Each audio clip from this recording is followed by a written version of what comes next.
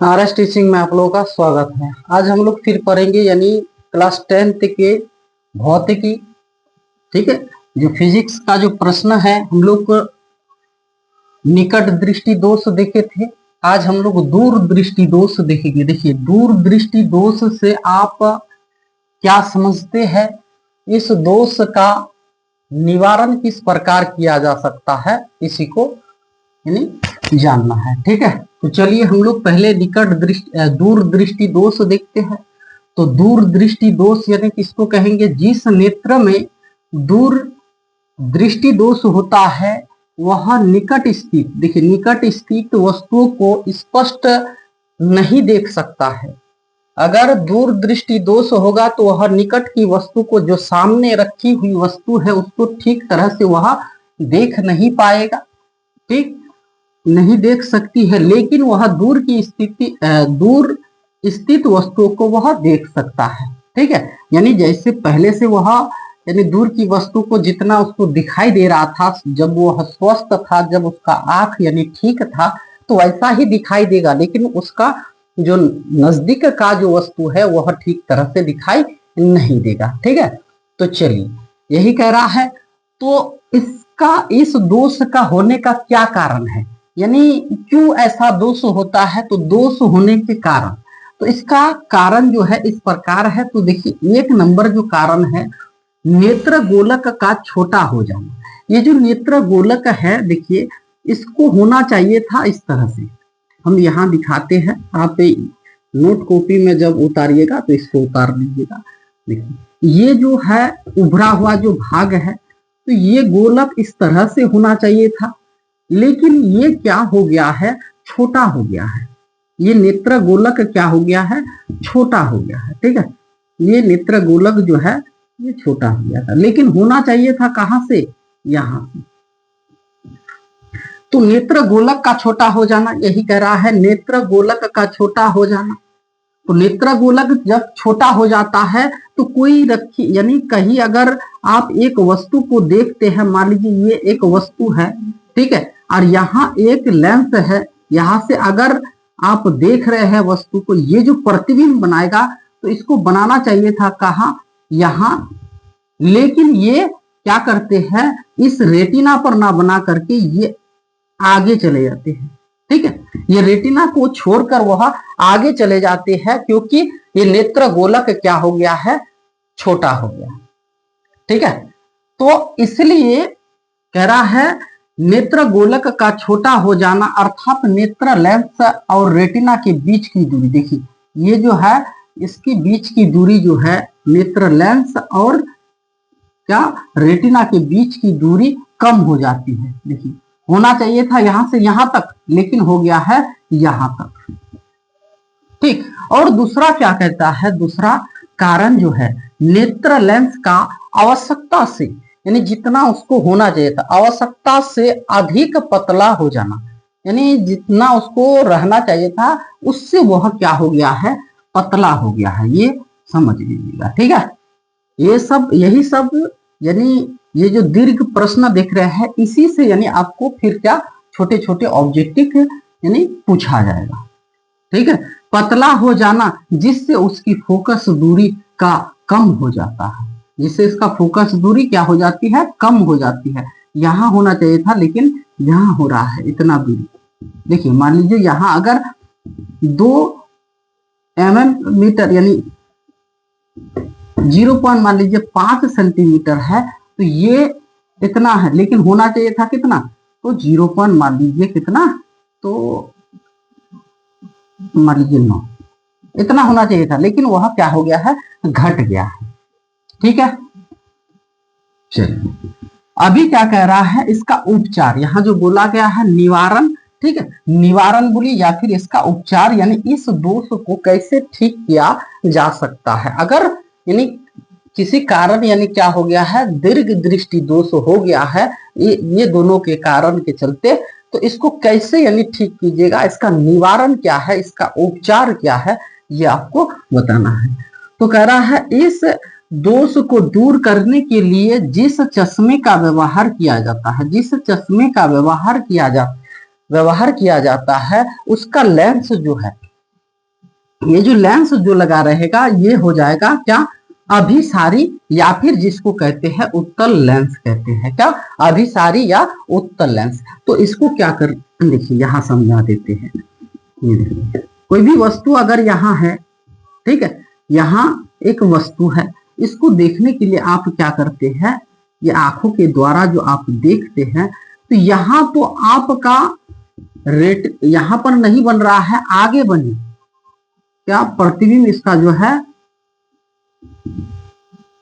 यहां बन रहा है, ठीक है, लेकिन बनना चाहिए था इसको कहा, यहां। तो अगर यहां हम लोग उत्तल लेंस लगा देंगे तो ये क्या करेगा, इसका फोकस दूरी जो है यहां बनाएगा, इसलिए इस आकृति को आपको फिर बना देना है, ठीक है। तो वही यहां कह रहा है, इस का निवारण कैसे किया जाता है, तो अभिसारी या उत्तल लेंस के द्वारा इस दोष को दूर किया जा सकता है, ठीक है। तो चलिए फिर इसी से देखिए आप लोग, यानी जैसे दूर दृष्टि दोष पढ़े, फिर निकट दृष्टि दोष अगला वीडियो में जो आप जो देखे थे, तो इन दोनों में से जो ऑब्जेक्टिव जो पूछा जाता है, तो देखिए क्या कह रहा है क्या, सामान्य दृष्टि वाले युवा के लिए स्पष्ट दृष्टि की न्यूनतम दूरी क्या है। बहुत महत्वपूर्ण यानी इंपॉर्टेंट क्वेश्चन है, क्योंकि बहुत बार ये पूछा गया है। आप जब क्वेश्चन बैंक यानी उलट करके देखिएगा तो आपको लगेगा ये बार बार क्यों पूछा गया है, ये छोटा सा क्वेश्चन, ठीक है, तो जानकारी होना चाहिए था। चलिए, सामान्य दृष्टि वाले एक युवा के लिए स्पष्ट देखने, स्पष्ट, चाहे उसका आंख खराब हो या ना, ठीक है, तो युवा यहां बोला गया है, उसका आंख क्या है, स्वस्थ है, तो इसको देखने के लिए स्पष्ट दृष्टि की न्यूनतम दूरी यानी कम से कम दूरी जो है कितना होती है, तो 25 सेंटीमीटर होती है, 25 सेंटीमीटर होती है। आप ऑप्शन में देखिएगा, ए नंबर में 25 सेंटीमीटर दिया हुआ रहेगा, बी नंबर में 25 मीटर दिया हुआ रहेगा, सी नंबर में 25 किलोमीटर दिया हुआ रहेगा, डी नंबर में इनमें से कोई नहीं दिया हुआ रहेगा। तो आपको ये सेंटीमीटर ध्यान रखना होगा, ये नहीं सिर्फ हम 25 सेंटीमीटर यानी हम जान गए हैं जो 25 सेंटीमीटर होता है 25 सेंटीमीटर, लेकिन 25 सेंटीमीटर और कहीं पर यानी मीटर दिया हुआ रहेगा, ठीक है।